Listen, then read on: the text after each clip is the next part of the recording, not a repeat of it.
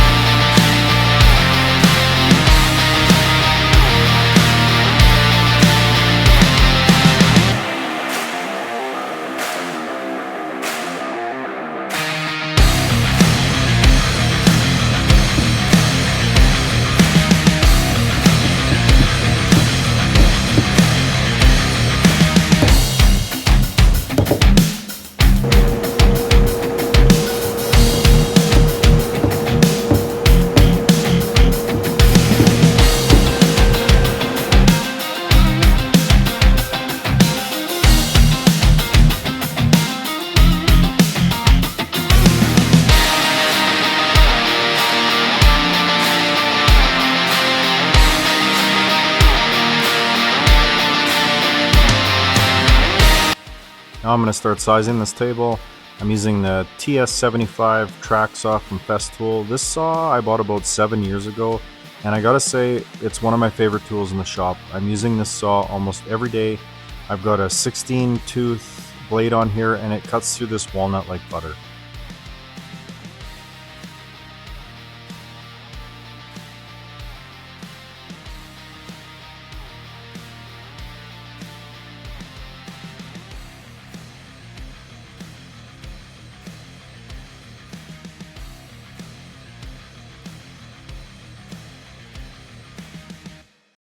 Now that I have this table cut to the proper length, I can start trimming up the sides just so we have bit more of an even flow along the edges of this table.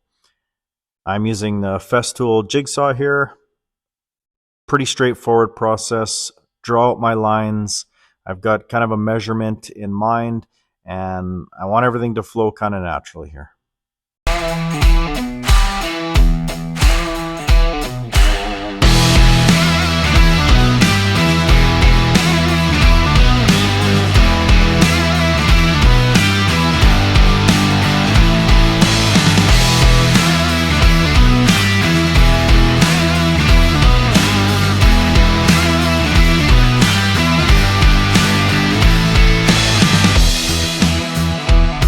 Now I'm adding bow tie inlays into the ends of each one of these cracks just to prevent them from splitting further. This is on the bottom side of the table. My client didn't want to see these.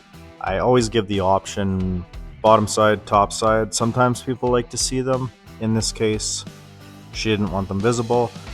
And after this is done, I'm going to go ahead and fill up these cracks with resin so they should be nice and secure.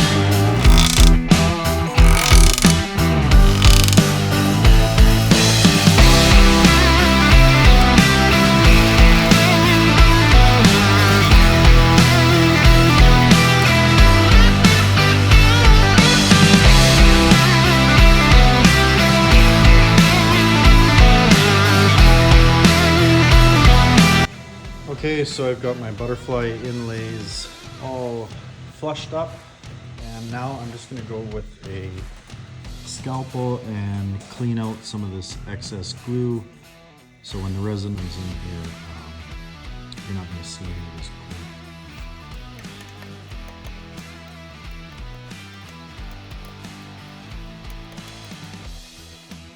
Here I'm adding a little bit of a bevel onto this edge just to keep with that natural live edge look and having everything flow evenly.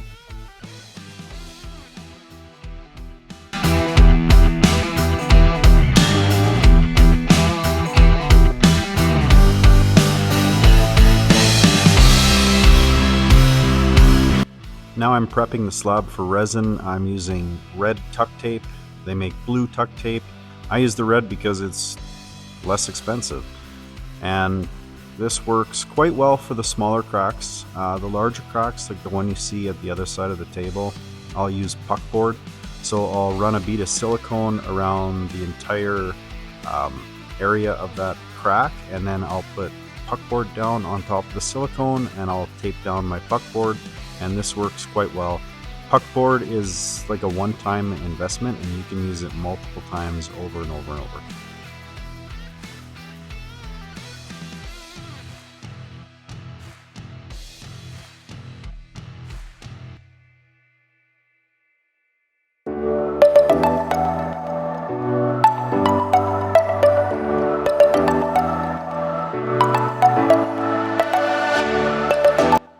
This is a mixture of white glue, just like Elmer's white glue, and water, and I'm just painting it on there so that when I pour the resin, it doesn't stain the slab. Sometimes when you're working on like an end grain area, that resin can stain the wood, and this will prevent that from happening. I'm using Designer Epoxy's deep casting resin for this. It soaks into those areas really well, and it's a slow cure, so I can keep topping it up as needed and make sure that those cracks are full right to the top.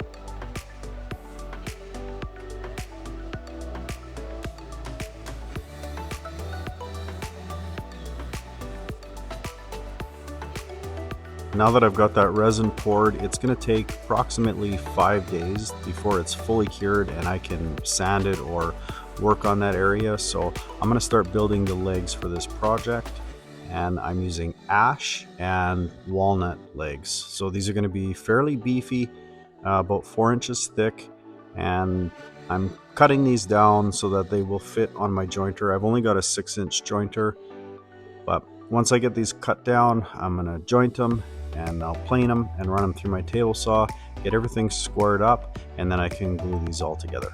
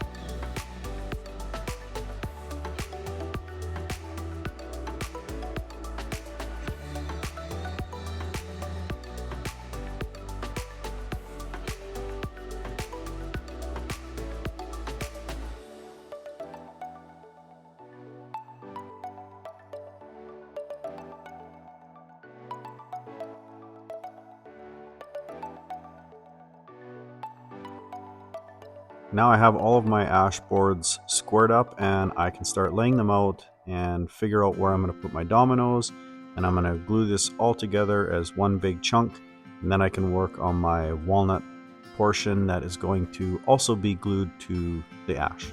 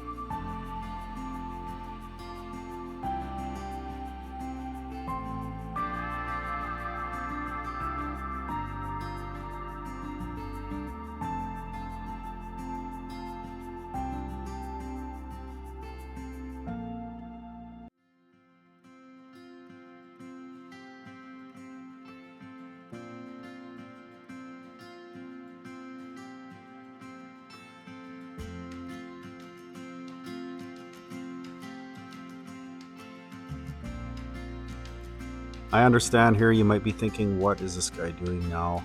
But I'm gonna glue the walnut to the ash, but then I'm gonna tape off that walnut and I'm gonna stain the ash black. I love how walnut looks against black and ash. I think it's a really classy look, and I think it turned out really good on these table legs.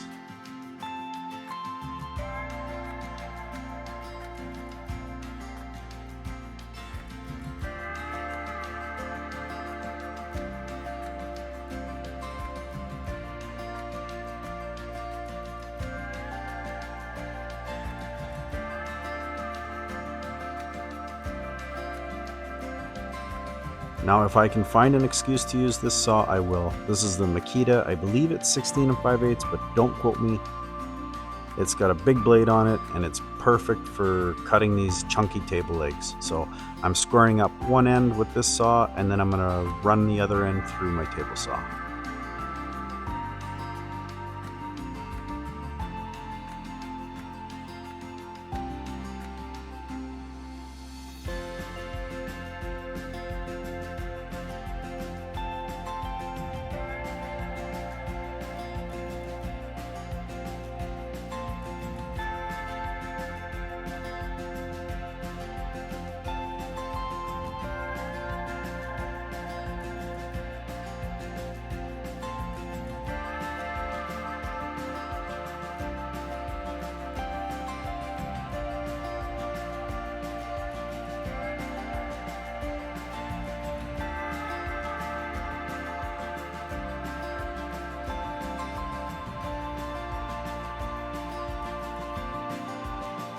The table legs are now squared up and I'm going to start doing a profile on the edges of each one of these legs. I'm also going to do this on the ends of the table. So this is a air-powered die grinder with a metal burring bit and it works great for wood as well. Gives it a totally unique profile.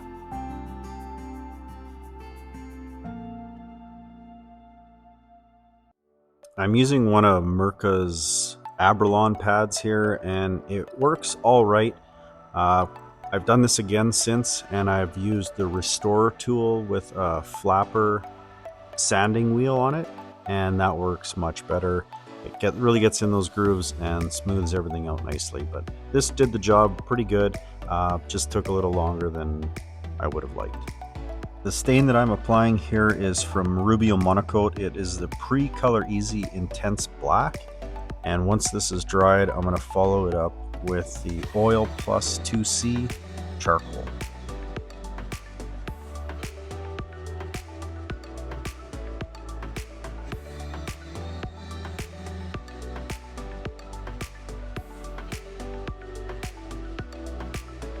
I have yet to find the perfect tape that doesn't allow any bleeding. As you can see, this did bleed a little bit. So what I did was I taped off the ash area, took one of my sanding discs, folded it in half, and lightly sanded off that black stain, and it worked really well.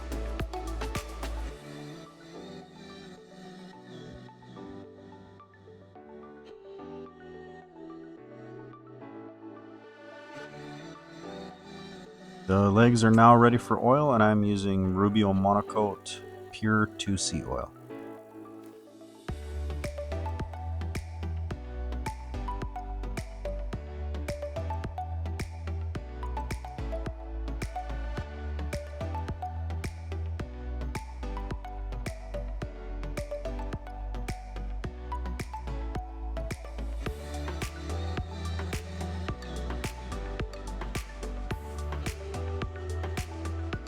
Now we can get back to the tabletop, and I built myself a little jig for my router just so that I could surface down some of that excess resin that was protruding above the top of the slab. I could have hit this with my sander, but it would have taken a long time, and sometimes with that you also run the risk of creating a dip in the table. So I thought this method would work, and it worked pretty good. I'm gonna say that I'd give this about a 7 out of 10. I was pretty happy with it.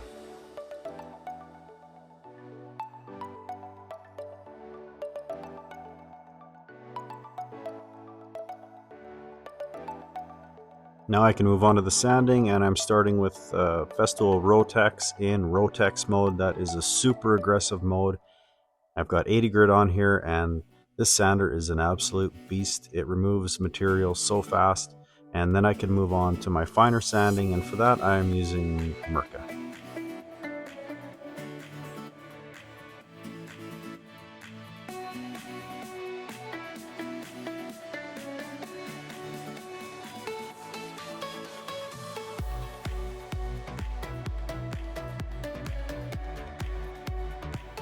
As you sand these tables, you're going to notice little areas that need to be filled in, and I use Starbond adhesives for this.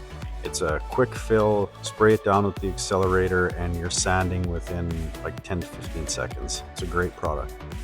After my final sanding grit, I'll spray the table down with water, and this is going to raise that grain, and then I can give it a quick final sanding with my final grit at 320 before I apply the oil.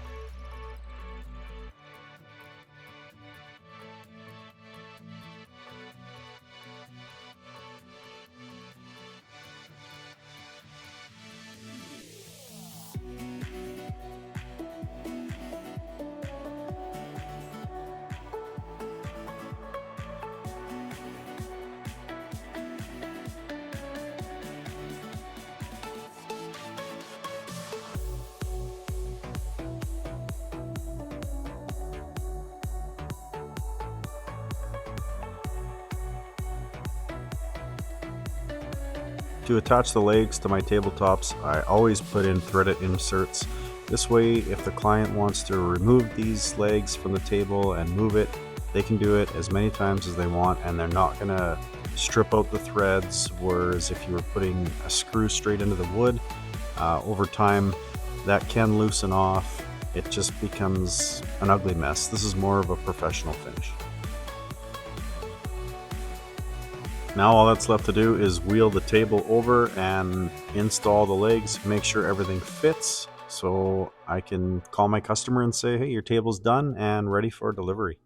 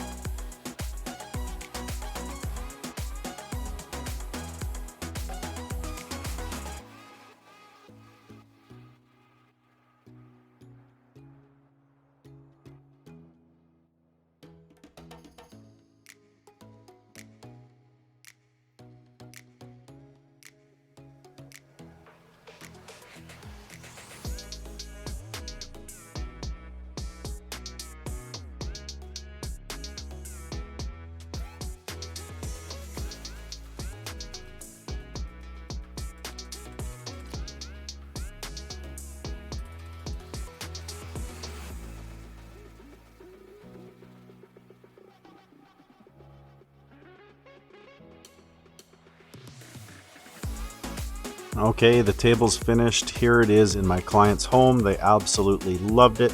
I hope you guys enjoyed the video and I hope you learned something. Please subscribe to my channel. It means a lot to me. There's the charcuterie board that I threw in. Cheers, guys.